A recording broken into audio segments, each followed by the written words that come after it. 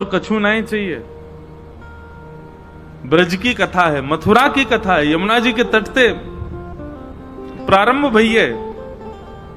तो यह कथा के बदले एक ही कामना है कि बस हे श्याम सुंदर, आप प्रसन्न होकर के अनुग्रहित करो हमें, अपनी कोई झांकी, हमें अपनी कोई लीला, अपनो कोई स्वरूप, अपनी कोई मानसी भाव कैसे वो करके हम पर कृपा करो। वाह के लिए ये कथा है। और बाकी को शेष जीवन जो हमारो है वो हम कैसे सुंदर बना सकें, कैसे सुदृढ़ बना सकें, और कहां ऐसा कर सकें कि हमारो जीवन और आनंददायी हो। अच्छा, बाहर के लोगन के काजे आनंद बहुत धन होनो, बहुत संपत्ति होनो, वैभव होनो, पर ब्रजवासीन को सबसे बड़ा धन तो एक ही है, श्री किशोरी जी को नाम, श्री ठाकुर जी को नाम। या धन वैभव संपत्ति में हम कैसे प्रसन्न रहें, वाह के लिए ये कथा है। यहां हमारे भैया बहुत ध्यान पूर्वक बैठी हो, सब रे हमारे ब्रजवासी भाई बंधु, सब लोगों से मेरी प्रार्थना। वैसे तो हम बालक ही हैं ब्रज के, लेकिन 7 दिन मंच पे बैठ जाऊं तो नेक देर को ब्यास समझ लियो कि ये ब्यास जी हैं। ब्रजवासी कोई ये ब्यास फ्यास कछु माने थोड़े ही हैं।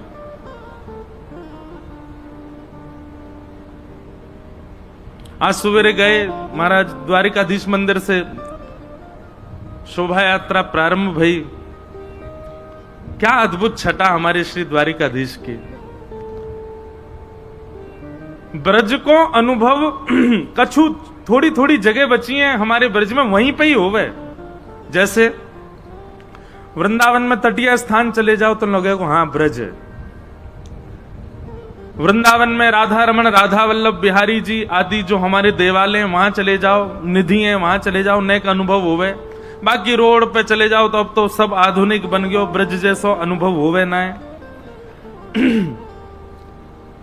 और मथुरा आ जाए तो मथुरा में आकर के श्री द्वारिकाधीश मंदिर के आसपास को जो स्थान है, अब वासु कहमे खाए मुझको नाम ना पतो इलाके को काके में क्या है, विश्राम घाट नहीं, वो पूरी गली अंदर तक जो जा रही है वह को कुछ और के में पूरा विश्राम घाट ही है वो। अरे सबरे बस बस समझ गो, मान गो भैया मान गो। तो जैसे ही वो द्वारिका मिष्ठान भंडार से भीतर प्रवेश करें, वहां से लेकर के विश्राम घाट तक, तब लगे कि हाँ ये ब्रजमंडल है।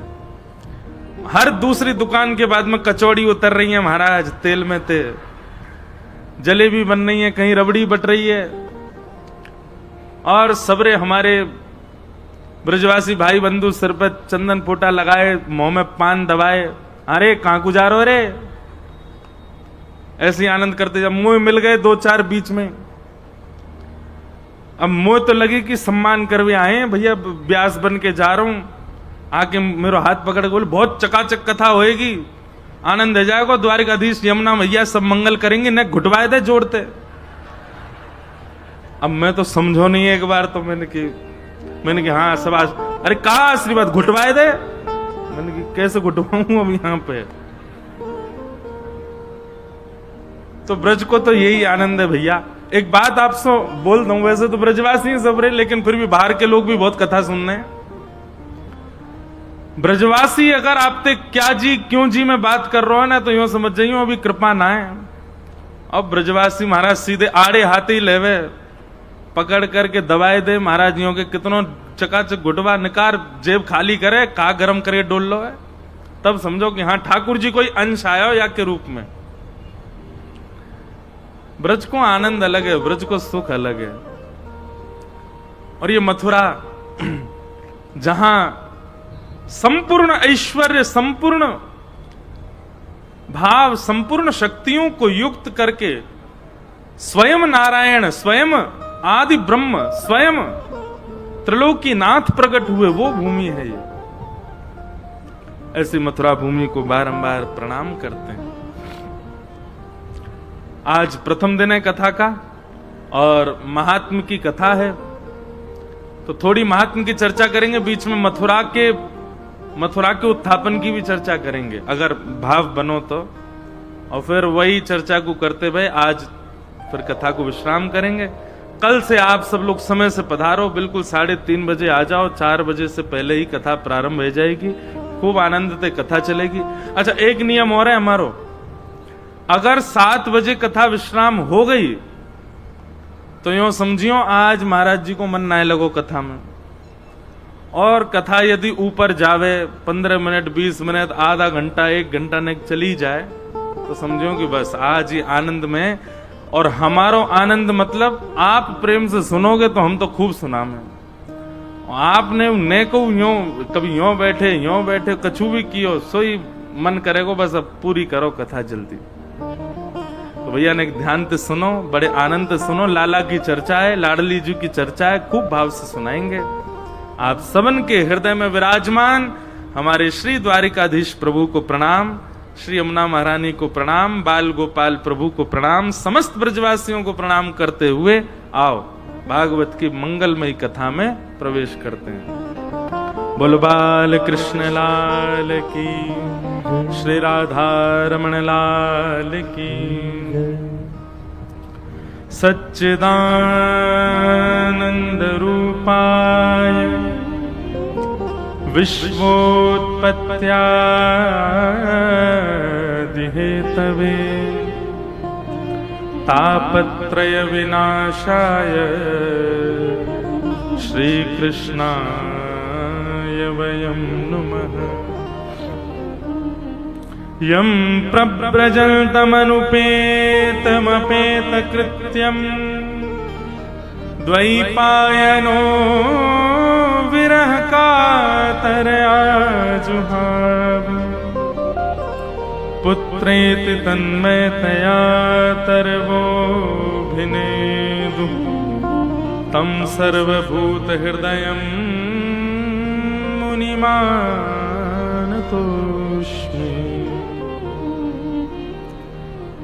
आज हम भागवत जी को महात्म सुनेंगे। तो महात्म को मतलब कहा होवे। अब एक और बात है कि यहां ब्रज में है तो कथा अधिकतर ब्रज भाषा ही निकलेगी, तो भाव तो सुनियो।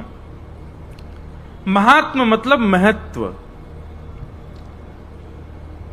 श्रीमद् भागवत जी का महत्व